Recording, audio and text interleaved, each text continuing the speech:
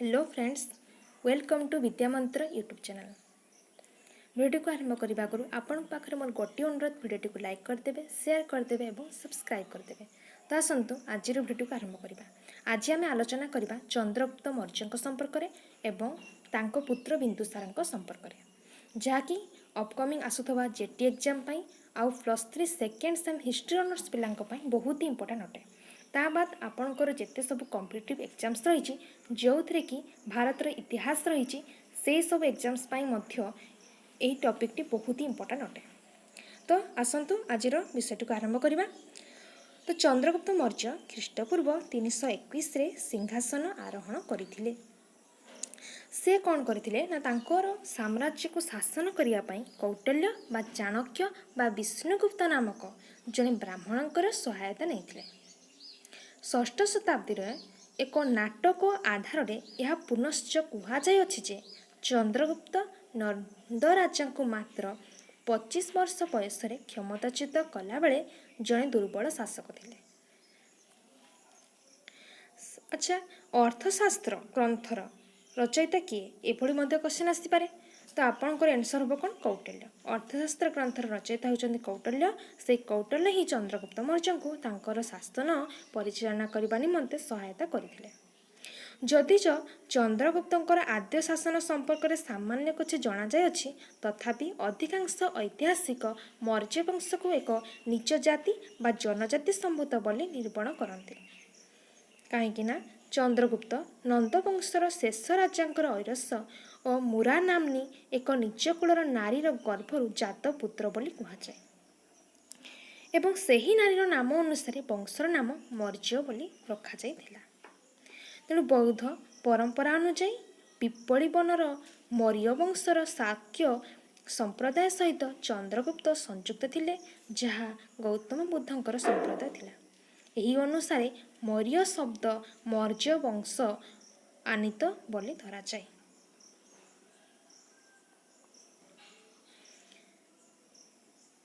तो एठी कहिबा तात्पर्य कि चंद्रगुप्त मौर्य ख्रीष्टपूर्व 321 सिंहासन आरोहण करथिले। से मात्र 25 वर्ष बयस नंदवंशर शेष राजा को परास्त करथिले।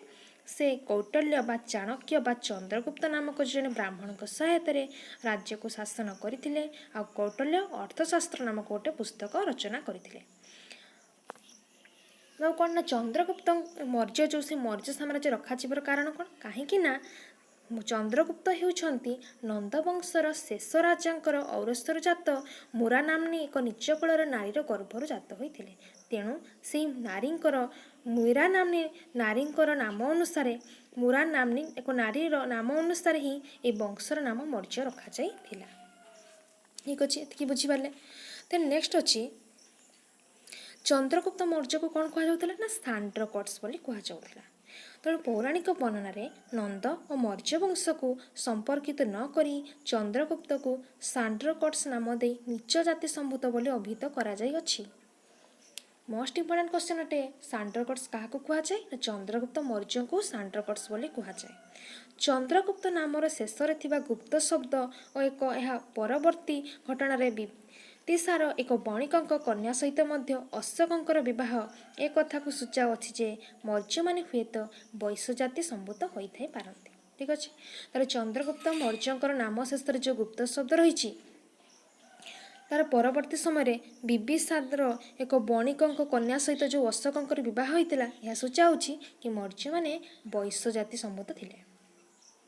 यद्यपि मौर्य मानकर जाति सह बंधन अंधकार रही यह तात्पर्यपूर्ण जे एही वंशर अधिकांश नरपति परवर्ती काल में निज धर्म परित्याग करी अन्य धर्म ग्रहण करथिले।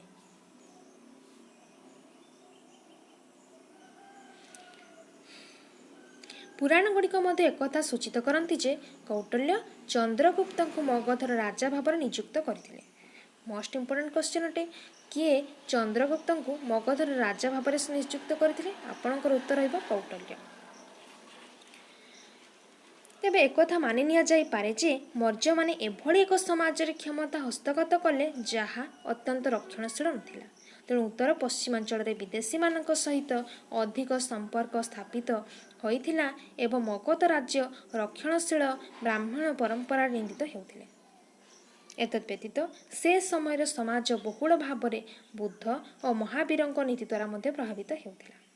ବହୁ ସାମାଜିକ ଓ ରାଜନୈତିକ ବିଶୃଙ୍ଖଳା ମଧ୍ୟରେ ଗତି କରି ଚନ୍ଦ୍ରଗୁପ୍ତ ମଗଧର ସିଂହାସନ ଆରୋହଣ କରିବାରେ କୃତକାର୍ଯ୍ୟ ହୋଇଥିଲେ।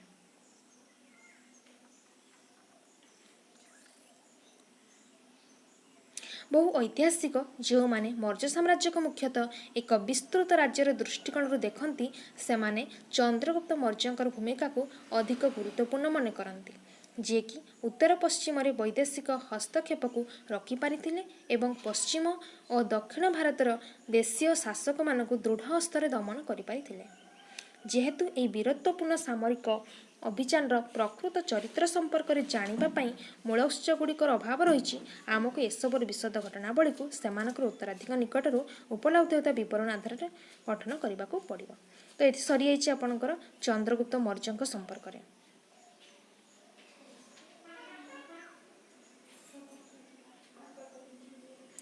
ଦେଖନ୍ତୁ, ତା ପରବର୍ତ୍ତୀ ରହିଛି କି ଉଭୟ ଭାରତୀୟ ପ୍ରାକ୍ ଗ୍ରୀକ୍ ଓ ଲାଟିନ୍ ଉତ୍ସଗୁଡ଼ିକ ଏକାଥରେ ସହମତି ହୁଅନ୍ତି ଯେ ଖ୍ରୀଷ୍ଟପୂର୍ବ 321ରେ ଚନ୍ଦ୍ରଗୁପ୍ତ ମୌର୍ଯ୍ୟ ନନ୍ଦବଂଶର ଶେଷ ରାଜାଙ୍କୁ କ୍ଷମତାଚ୍ୟୁତ କରି ତାଙ୍କ ରାଜଧାନୀ ପାଟାଳିପୁତ୍ରକୁ ଦଖଲ କରି ସିଂହାସନ ଆରୋହଣ କରିଥିଲେ।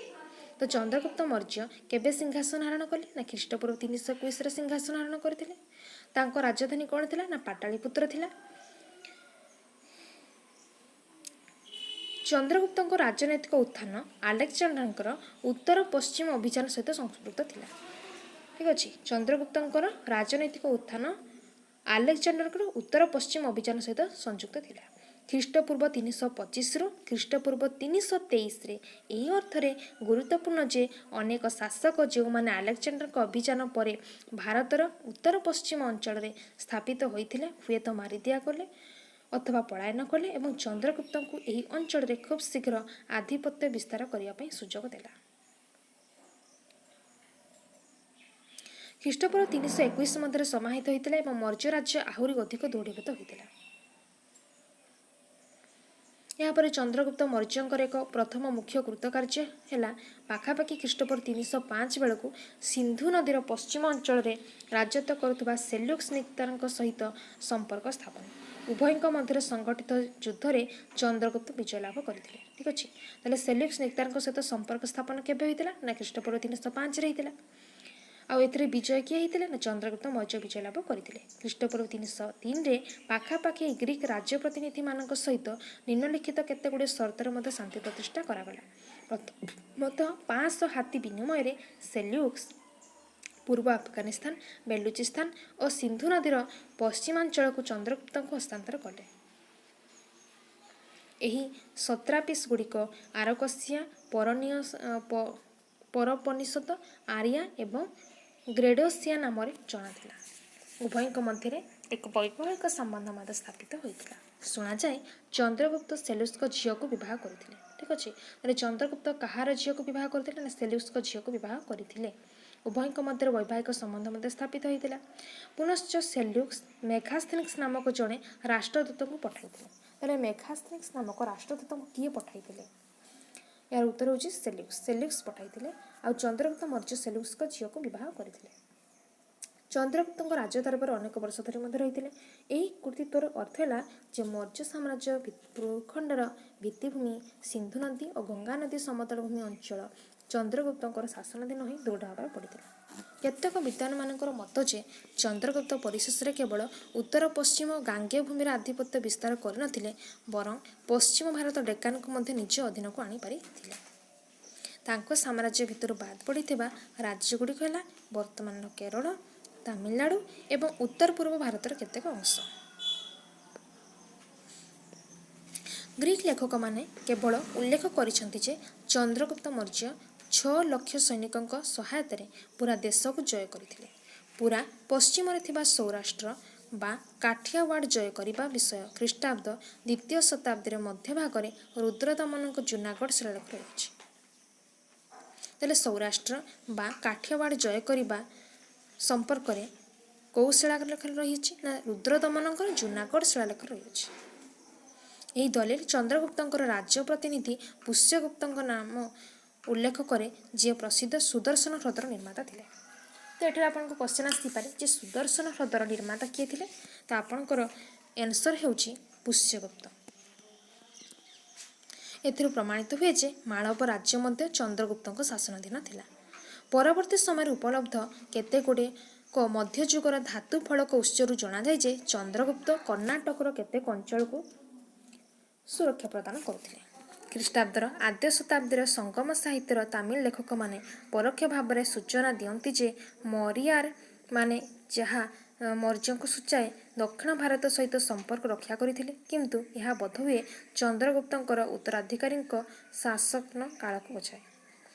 ପରିଶେଷରେ ଜୈନ ପାରମ୍ପରିକ ଉତ୍ସରୁ ଏ ବିଷୟ ପ୍ରମାଣ ହୁଏ ଯେ ଚନ୍ଦ୍ରଗୁପ୍ତ ଜୈନ ଧର୍ମ ଗ୍ରହଣ କରିବା ପରେ ସିଂହାସନ ପରିତ୍ୟାଗ କରି ଭଦ୍ରବାହୁ ନାମକ ଜଣେ ଜୈନ ସନ୍ନ୍ୟାସୀଙ୍କ ସହିତ ଦକ୍ଷିଣ ଭାରତକୁ ଚାଲିଯାଇଥିଲେ ଏବଂ ଦକ୍ଷିଣ କର୍ଣ୍ଣାଟକର ଜୈନ ଧର୍ମ କେନ୍ଦ୍ର ଶ୍ରବଣବେଲଗୋଳଠାରେ ସେ ତାଙ୍କ ଜୀବନର ଶେଷ କାଳ ଭାଗ ଅତିବାହିତ କରି ଜୈନ ଧର୍ମ ରକ୍ଷଣଶୀଳ ପଦ୍ଧତି ମନ୍ଥର କ୍ଷୁଧାପୀଡ଼ନକୁ ଅନୁସରଣ କରି ପ୍ରାଣତ୍ୟାଗ କରିଥିଲେ।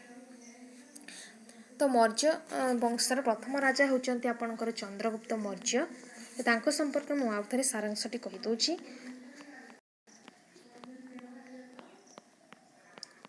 ତ ପ୍ରଥମେ କ'ଣ ହେଇଛି ନା ଚନ୍ଦ୍ରଗୁପ୍ତ ମୌର୍ଯ୍ୟ ଖ୍ରୀଷ୍ଟପୂର୍ବ 321ରେ ସିଂହାସନ ଆରୋହଣ କରିଛନ୍ତି। ଏହାପରେ ସେ କୌଟଲ୍ୟ ବା ଚାଣକ୍ୟ ବା ବିଷ୍ଣୁଗୁପ୍ତ ନାମକ ଜଣେ ବ୍ରାହ୍ମଣଙ୍କର ସହାୟତା ନେଇଛନ୍ତି ଆଉ ମାତ୍ର 25 ବର୍ଷ ବୟସରେ ନନ୍ଦରାଜାଙ୍କୁ ପରାସ୍ତ କରିଛନ୍ତି। ଠିକ୍ ଅଛି। କୌଟଲ୍ୟ, ଯିଏକି ଅର୍ଥଶାସ୍ତ୍ର ରଚୟିତା, ସେ କେବଳ ଯୁଦ୍ଧ ବିଦ୍ୟା ଓ ରାଜ୍ୟ ବିସ୍ତାର ନୀତି ସମ୍ବନ୍ଧରେ ଧାରଣା ଥିଲା, ବରଂ ସେ ରାଜ୍ୟ ଓ ସମାଜର ଗଠନ ପ୍ରକ୍ରିୟାକୁ ମଧ୍ୟ ଦୃଢ଼ୀଭୂତ କରିପାରିଥିଲେ। ତାପରେ କୁହାଗଲା କି ମୌର୍ଯ୍ୟ ସାମ୍ରାଜ୍ୟ ହେଉଛି ଗୋଟେ ନିଚ ଜାତି, କାହିଁକି ନା ଚନ୍ଦ୍ରଗୁପ୍ତ ହେଉଛନ୍ତି ନନ୍ଦବଂଶର ଶେଷ ରାଜାଙ୍କର ଔରସ ଓ ମୁରା ନାମ୍ନୀ ଏକ ନିଚ କୁଳର ନାରୀର ଗର୍ଭରୁ ଜାତ ପୁତ୍ର, ତେଣୁ ସେହି ନାରୀଙ୍କର ନାମ ଅନୁସାରେ ଏହି ବଂଶର ନାମ ମୌର୍ଯ୍ୟ ବୋଲି ରଖାଯାଇଥିଲା।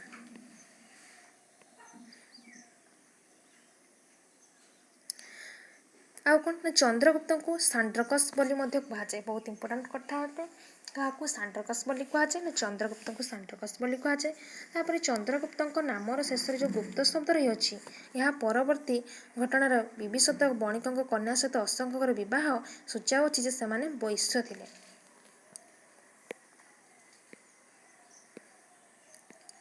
ଏହାପରେ ଖ୍ରୀଷ୍ଟପୂର୍ବ 321ରେ ଚନ୍ଦ୍ରଗୁପ୍ତ ନନ୍ଦବଂଶର ଶେଷ ରାଜାଙ୍କୁ କ୍ଷମତାଚ୍ୟୁତ କରି ତାଙ୍କ ରାଜଧାନୀ ପାଟାଳିପୁତ୍ରକୁ ଦଖଲ କରି ସିଂହାସନ ଆରୋହଣ କରିଥିଲେ।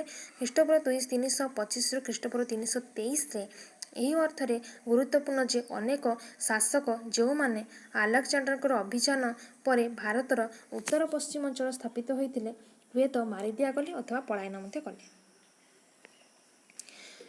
ଖ୍ରୀଷ୍ଟପୂର୍ବ 305 ବେଳକୁ ସିନ୍ଧୁ ନଦୀର ପଶ୍ଚିମ ଅଞ୍ଚଳ ରାଜତ୍ୱ କରୁଥିବା ସେଲୁକ ନିକ୍ତାରଙ୍କ ସହିତ ସେ ସମ୍ପର୍କ ସ୍ଥାପନ କରିଥିଲେ ଆଉ ଏଥିରେ ଚନ୍ଦ୍ରଗୁପ୍ତ ମୌର୍ଯ୍ୟ ବିଜୟୀ ହୋଇଥିଲେ ଆଉ ସେଲୁକଙ୍କ ଝିଅ ସହିତ ଚନ୍ଦ୍ରଗୁପ୍ତ ମୌର୍ଯ୍ୟ ବିବାହ କରିଥିଲେ ହେଲା। ଆଉ ସେଲ୍ୟୁକ୍ସ ହିଁ ମେଗାସ୍ଥିନିକ୍ସ ନାମକ ଜଣେ ରାଜଦୂତଙ୍କୁ ମୌର୍ଯ୍ୟ ସାମ୍ରାଜ୍ୟକୁ ପଠାଇଥିଲେ। ସେ ମୌର୍ଯ୍ୟଗୁପ୍ତଙ୍କ ଦରବାରରେ ଅନେକ ବର୍ଷ ମଧ୍ୟ ରହିଥିଲେ। ଠିକ୍ ଅଛି। ଆଉ ଗୋଟେ ଶେଷ କଥା କି ଚନ୍ଦ୍ରଗୁପ୍ତ ମୌର୍ଯ୍ୟ କେଉଁ ଧର୍ମ ଗ୍ରହଣ କରିଥିଲେ ନା ଚନ୍ଦ୍ରଗୁପ୍ତ ମୌର୍ଯ୍ୟ ତମର ଜୈନ ଧର୍ମ ଗ୍ରହଣ କରିଥିଲେ। କାହା ଦ୍ୱାରା ଗ୍ରହଣ କରିଥିଲେ ନା ଭଦ୍ରବାହୁ ନାମକ ଜଣେ ଜୈନ ସନ୍ନ୍ୟାସୀଙ୍କ ଦ୍ୱାରା ଗ୍ରହଣ କରିଥିଲେ। ଭଦ୍ରବାହୁ, ଠିକ୍ ଅଛି। ଭଦ୍ରବାହୁ ନାମକ ଜଣେ ଜୈନ ସନ୍ନ୍ୟାସୀଙ୍କ ଦ୍ୱାରା ଗ୍ରହଣ କରିଥିଲେ।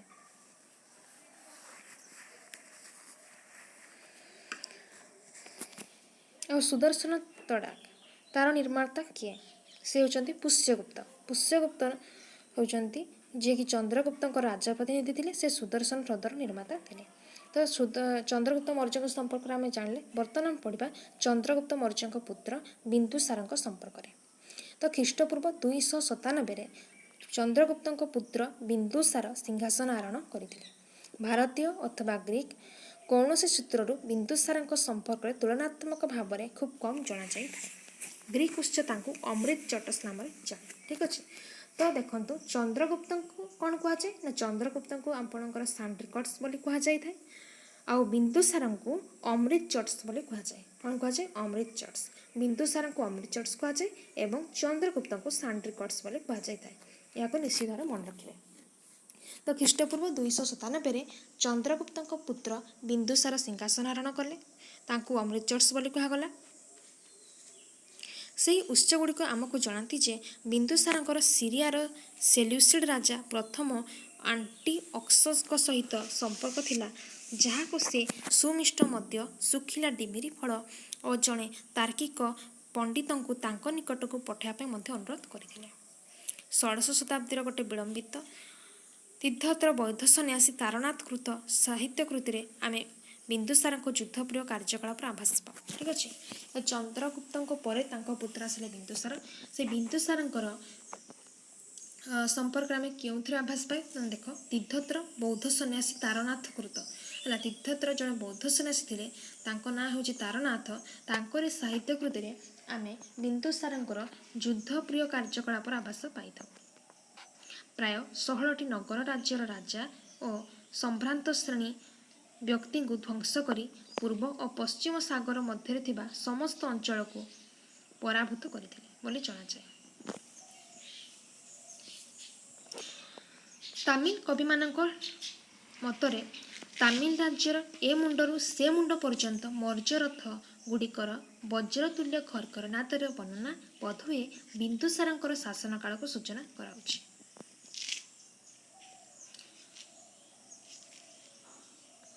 अनेक विद्वान मानक मतरे अशोक केवल कलिंग विजय करनथिले, तुंगभद्रा नदीर अपर पार्श्व पर्यंत मौर्य साम्राज्य विस्तरण होइथिले।